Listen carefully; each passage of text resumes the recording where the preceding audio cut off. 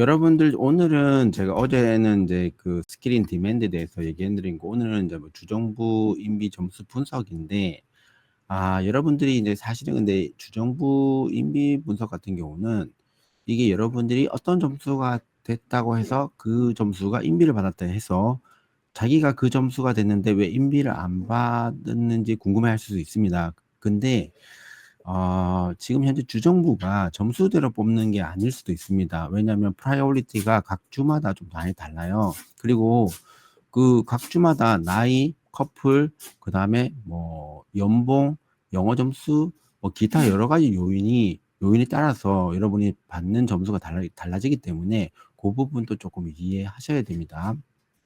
제가 여러분들에게 이제 파일 같은 거를 줄 텐데, 여기가 이제 그 지금 현재 주정부별하고 직업군별로 점수 인비받았던 걸 나중에 제공해 드릴 거거든요. 근데 전체적으로 대략적인 그 안내를 여러분들에게 해 드리겠습니다. 그래서 여러분들이 만약에 나는 이 정도 점수면 되겠구나 이렇게 생각해서 하시면 좋겠지만, 여러분 이 데이터가 너무 직업군도 많고 그 점수별도 많고 주정부도 있고 이 임포트 하는 시스템이 조금 복잡해요. 그래가지고 이걸 다 분석하기는 현실적으로 무리가 있어가지고 지금 현재 주정부별로 어떤 직업군들이 뽑히는가, 그리고 그 각 직업군별로 점수가 대충은 어떻게 되는가, 요 정도만 먼저 알고 있으면 됩니다. 근데 어떤 곳은 점수가 상당히 낮은 직업군이 상당히 점수가 낮은데 뽑혔다. 그건 다양한 이유가 있을 수 있습니다. 뭐 그레듀에이션 스트림이 또 있을 수 있고, 특히 그 주정부의 프라이오리티가 주는 뭐 거주를 오래 했다든가 뭐 그런 여러 가지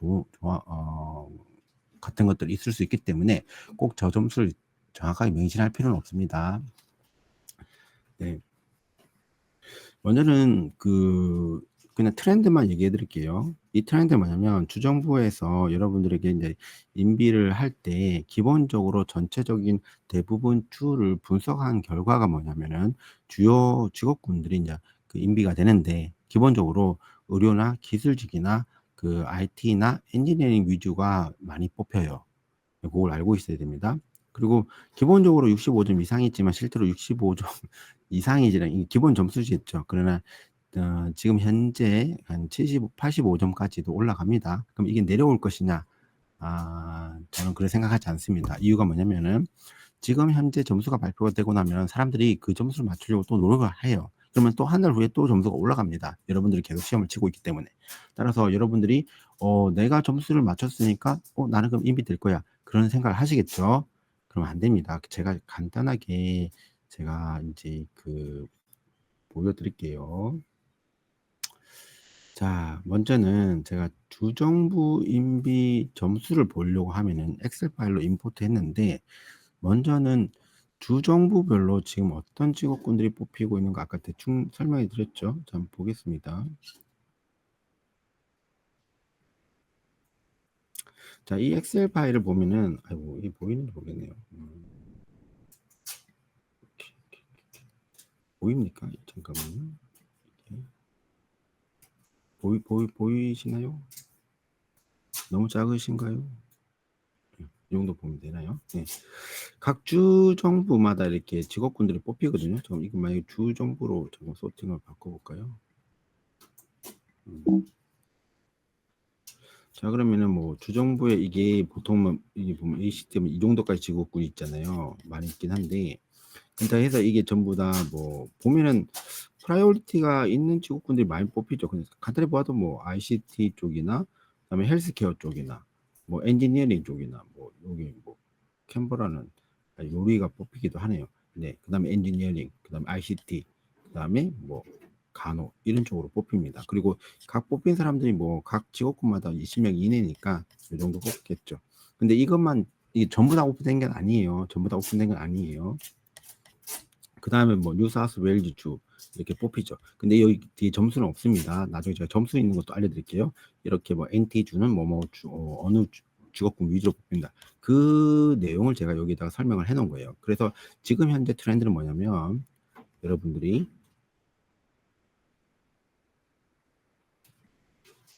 그 의료, 기술, ICT, 엔지니어링 위주로 뽑힌다. 그렇게 생각해요. 뭐 의료는 어쩔 수 없이 계속 뽑힙니다. 왜냐하면 뭐 코로나가 계속 다시 또 유행하기도 하고 호주 자체가 복지가 좋잖아요, 의료 분야가. 그래서 계속 병원을 많이 짓고 있어요.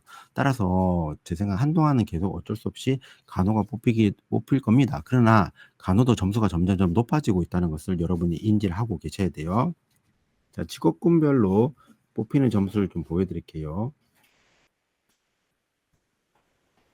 여러분 그 파일은 나중에 제가 공유해 드릴 테니까 너무 걱정하지 마세요.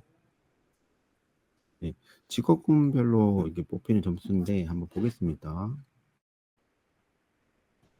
이 점수가 있죠, 점수가 옆에. 이게 너무 이 점수 믿으시면 안 됩니다. 예. 여기 보면은 뭐 90점, 70점, 뭐 65점 이렇게 나올 수 있어요. 근데 보면은 이 65점짜리는 보면 약간 컨스트럭션 좀 위주죠.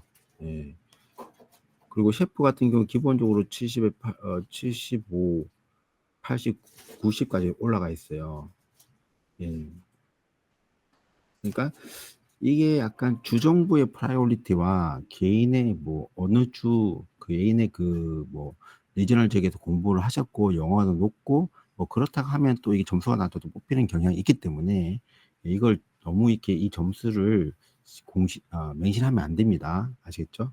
여러분들이 요걸 보면서 대충 간호는 이 뭐 65점에 뽑힐 수도 있습니다. 근데 재밌는 건 제가 뭘 봤냐면 190이 주정부 점수가 상당히 높아요, 일반적으로. 근데 491의 간호가 상대적으로 낮습니다. 아마도 간호하시는 분들이 491보다는 190을 많이 신청하신 것 같아요. 네. 근데 이걸 점수를 보다가 또 나중에 또 너무 491로 또 몰릴 수도 있겠죠. 그러면 또 점수가 또 달라질 수는 있습니다. 네. 계속 말씀드리겠습니다. 자, 그래서 그러면 의료 직업군 같은 경우는 좀 재밌는 건 뭐냐면 여러분들 일반 그냥 간호 말고 특정 직업군을 선택하잖아요, 간호 안에도. 그러면 점수가 좀 낮아지는 경향이 있습니다. 그래서 요것도 만약 여러분이 기수심사를 하실 때 조금 참고하시면 좀 좋습니다. 뭐 크리티컬 케어 같은 거, 응급실 같은 거 그런 거 있잖아요. 그런 거 하게 되면은 조금 더 점수가 낮아질 가능성이 있습니다. 근데 이게 좀 이렇게 같은 의료 분야라도 조금 그런 조금 임상 심리학자 이런 것들은 뭐 하여튼 점수가 상당히 높아질 수 있어요. 그리고 지금 여전히 뭐 간호 쪽을 많이 뽑는 데는 뉴사우스웨일즈나 빅토리아주나 퀸슬랜드가 많이 뽑아지고 있습니다. 그리고 491 여러분 잘 신청 안 하시는 것 같은데 491 같은 경우는 남호주나 서호주나 타즈메니아가 좀 많이 초청을 해주고 있어요. 예, 그러니까 이것도 좀 고려해서 여러분이 동일한 점수를 갖고 있어도 어느 주에 신청했느냐에 따라서 인비가 되는 경우도 있고 안 되는 경우도 있습니다. 이것도 좀 고려를 해보세요. 요즘에 뭐 하여튼 AI 붐이 있어가지고 IT 쪽도 많이 조금 이제 선호를 하는데 주요 뭐 추천주는 뭐 뉴사우스웨일즈나 퀸슬랜드 그다음에 빅토리아주. 퀸슬랜드는 사실 근데 의미는 별로 없습니다. 숫자가 너무 적어가지고 뉴사우스웨일즈나 빅토리아주가 좀 많겠죠. 예. 근데 여기는 점수가 상당히 높습니다. ICT 자체가 지원자가 많아서 여러분 85점 이하면 좀 어렵다고 생각하셔야 됩니다. 네. 그리고 기술 엔지니어링, 이 직업군 좀 낮아도 뽑히는 경향이 있어요. 여러 가지 이유가 있을 수 있는데 뭐 그레듀에이션 스트림일 수도 있습니다. 그래서 사우스 오스트레일리아, 서우주나 퀸슬랜드 되는데 퀸슬랜드 거의 잘 안 뽑힙니다. 근데 사우스 오스트레일리아, 웨스트 오스트레일리아는 그레듀에이션 스트림이 존재하거든요. 그래서 점수가 상대적으로 낮고 또 컨스트럭션 자체를 조금 좋아하기 때문에 이쪽으로 좁힐 수 있습니다. 근데 491, 190 어렵고요. 자, 그래서 이제 결론은 뭐냐면은 여러분들이 어떤 주에 어떤 스트림으로 접수하냐에 따라서 190이나 491에 따라서 약간 많이 바뀔 수 있어요. 그리고 어떤 주로 신청하냐에 따라 그 주가 선호하는 직업군들이 확실히 달라집니다. 따라서 여러분들이 기본적으로 만약에 조금 경쟁력이 있는 직업군이고 그런 주라면은 최소 85점은 돼야지 뽑힐 가능성이 있습니다. 그래도 여러분이 만약에 제가 알기로는 뭐 85점 넘은 사람도 안 뽑힌 경우도 있긴 합니다. 그래서 이게 다 동일하게 적용되는 건 아니에요. 따라서 그런 점도 있으니까 그것도 고려해서 여러분이 신청하시기 바랍니다. 제가 여러분에게 해주고 싶은 말은 뭐냐면, 주정부가 이제 있긴 한데, 이게 지금 현재 뭐 매 달마다 뽑히겠죠. 뽑히지만, 결과적으로 2025년도로 가면은, 지금 2024년도죠. 2025년도로 가게 되면은, 그, 전체 이민자 숫자는 어쩔 수 없이 감소가 됩니다. 왜 그러냐면은, 지금 현재 노동당 정부가 계속 집권을 하든, 그 다음에 야당이 집권을 하든, 둘 다 감소한다라고 얘기를 했기 때문에, 누가 더 감소를 많이 할지가 모르겠죠. 당연히 야당이 더 많이 하겠죠. 그 야당이 하게 되면은 14만 명으로 줄이고, 여당이 또 이긴다면은 18만 5천 명으로 줄입니다. 결과적으로 둘 다 줄이는 거예요. 그래서 여러분들이 내년도에 또 점수제가 좀 점수가 낮아질 거라 생각을 하면 오산입니다. 오판이니까 좀 주의를 하시고, 그리고 지금 현재 뭐 제가 어제 말씀드렸던 대로 스크린 디맨드가 곧 발표가 될 가능성이 높기 때문에, 여러분들이 너무 비자가 곧 뭐 10월 달에 끝나는데, 11월 달에 끝나는데, 12월 달에 끝나는데 이것만 기다리고 있으시면 안 됩니다. 그러니까 먼저는 고용주수본 비자라도 걸어놓고 기그 이후에 이 점수제도 같이 노려보는 것이 좋습니다. 제가 오늘 아침에 상담 받았던 분 중에 한 분은 직업군이 상당히 좋아요. 근데 아무것도 못하고 있어요. 그 이유가 뭐냐면 기술심사가 완료가 안 됐기 때문에. 그러니까 여러분들이 지금 아무리 점수가 높다 할지라도 그렇게 지금 기술심사 기다리고 점수를 기다리는 분들도 또 들어옵니다.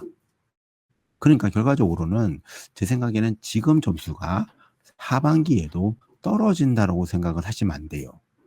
그러니까 그럼 여러분들이 인비를 꼭 받아야 되겠다 하시면 조금 하향 지원하는 게 좋아요. 그러니까 제 말은 190만 너무 고려하지 마시고 491도 같이 고려해 보시는 것이 좋다라는 뜻입니다. 그리고 각 주마다 좀 다르지만 어떤 주는 이렇게 얘기해요. 너가 491로 신청하면 좀 좋을 것 같은데라고 하잖아요. 네, 그분은 좀 고려해 보시는 게 좋습니다. 왜냐하면 너무 190으로 몰리면은 여러분들이 190은 인비가 안 되는데 491이 인비되는 경우도 있거든요. 많이 있습니다. 그래서 여러분이 491이 너무 신청 안 하다 보니까 또 주정부에서 공개적으로 이메일 보냅니다. 누구한테는 좀 491을 좀 지원했으면 좋겠다. 네, 그런 이메일 받으신 분들은 적극적으로 좀 고려해 보시길 바랍니다. 안 그러면 나는 계속 190으로 꼭 받아야 되겠다. 그렇게 생각하시는 분들도 계시겠죠? 그런 분들은 어쩔 수 없이 점수를 최대한 끌어모으셔야 돼요. 영어를 올리든 CCL을 하든 경력을 쌓든 여러 다양한 방법으로. 그리고 주마다 점수나 계산하는 법이 다 다릅니다. 조심하셔야 돼요. 뉴사우스웨일즈 점수가 제일 독특합니다. 그리고 뉴사우스웨일즈는 영어를 잘하는 사람에게 좀 우선권을 더 주는 것도 있고요. 빅토리아주도 전에는 안 그랬는데 영어 잘하는 것을 좀 우선권을 주고 특정 지역권, 고소득자를 또 우선을 줍니다. 그러니까 여러분들이 점수만 높인다고 되는 게 아니라 그 직업군의 그 연봉을 좀 맞추는 것도 중요하게 생각해야 돼요. 그 캔버라 같은 캔버라 매트리스가 완전히 독특하죠. 거기는 뭐 파트너 있으면 추가 점수를 줍니다. 거기다가 또 거주 점수도 상당히 높아요. 그러니까 자기의 상황에 따라서 여러분 신청이 다릅니다. 내가 만약에 캔버라 65점이 인비 받았다. 그럼 다양한 이유가 있을 수 있습니다. 아시겠습니까? 꼭 점수 때문에 인비를 받은 건 아닐 수 있어요. 왜냐하면 캔버라 점수와 캔버라 매트리스 점수와 실제 EOI 점수는 전혀 다를 수 있거든요. 그러니까 그런 약간의 그런 맹점도 있으시니까 요번에 그 EOI 분석한 표 자체를 믿으시면 안 돼요. 그냥 이럴 수가 있겠구나 정도로만 참고하시면 좋을 것 같습니다. 그리고 제가 이 엑셀 파일은 제가 어떻게 공유해 드려야 될지 몰라가지고 유튜브에는 공유가 되나요? 유튜브에? 되나? 안 되는 것 같은데. 잠시만요. 근데 카톡방에다 여러분 제가 그 페이스북에는 올릴 수 있으면 올려드릴 거예요. 거고 그 다음에 단톡방에다가도 다 공유해 드리겠습니다. 재밌는 아까 그 질문 하나 있었나요? 하나 있었던 것 같은데. 영주권 받은. 기본적으로 영주권은 여러분들이 이제 준비할 때 자기 상황에 따라 틀리겠지만 지금 트렌드는 어떠냐? 이민상은 확실하게 그냥 정했습니다. 뭐냐면은 하이 스킬, 그러니까 스킬 레벨 1 플러스 고소득, 플러스 영어 잘하는 것, 그리고 그다음에 그 고용이 확실히 되어 있는 사람들을 위주로 뽑아 주려고 합니다. 그 이유는 있는데 내년도에 되면은 호주 실업률이 올라갈 것 같아요. 따라서 호주 실업률이 올라가게 되면은 여러분 이민에는 상당히 어려운 요소로 적용이 됩니다. 그리고 특히 실업률이 높은 주일수록 비자가 어려워져요. 여러분 뭐 고용주 수폰 비자도 어려워지고 뭐 그렇게 됩니다. 그리고 여러분 189나 다른 비자들도 지금 현재 9월 달에 아마 189가 하나 인비가 나올 것 같은데 그때도 점수가 상당히 높겠죠. 여러분들이 그래서 비자를 해결할 때는 한 가지만 보고 너무 접근하시지 말았으면 좋겠습니다. 그런데 지금은 당장 어려워지잖아요. 그럼 내년도에는 뭐 정부가 바뀌고 나서도 제 생각에는 트렌드는 계속 갈 것 같아요. 만약에 노동당이 계속 이기잖아요. 그러면 확실하게 트레이드 레벨은 안 좋아집니다. 특정 직업군 빼고요. 근데 만약에 야당이 이긴다. 그럼 바뀔 수 있습니다. 근데 숫자는 줄어요. 숫자는 줄지만 트레이드 레벨 중에서도 혜택을 받을 수 있는 사람이 있습니다. 그래서 내년도 사실 이민이 그렇게 쉽지는 않을 것 같아요. 그러니까 여러분들이 비자는 사실은 뭐라고 제가 말씀드리고 싶냐면 할 수 있다면 지금 도전하시기 바랍니다. 내가 뭐 영어 점수도 만들고 경력도 만들고 졸업장도 만들어서 그때 신청하겠다. 그런 생각은 그렇게 좋은 접근법이 아닙니다. 따라서 여러분들이 지금 내가 신청할 수 있는 조건이 된다면 먼저 신청하세요. 그러니까 만약에 기술심사가 가장 중요하다면 기술심사 먼저 하시고 그리고 점수가 뭐 65점이라도 신청하셔야 됩니다. 나중에 그리고 점수를 더 올리는 방식이 있거든요. 근데 내가 모든 점수를 다 맞추고 신청하겠다. 그러면 안 돼요. 그리고 내가 만약에 A, B, C라는 비자가 있다면 A가 먼저 될 수 있다면 먼저 신청해 놓으세요. 그 모든 비자를 다 고려를 하고 해야지 나는 이 비자만 해. 그거 안 돼요. 그러니까 여러분이 미리미리 기술심사도 해 놓고 영어 점수도 만들어 놓으세요. 그래야지 여러분들이 나중에 마지막까지 영주권을 안전하게 받을 수 있습니다.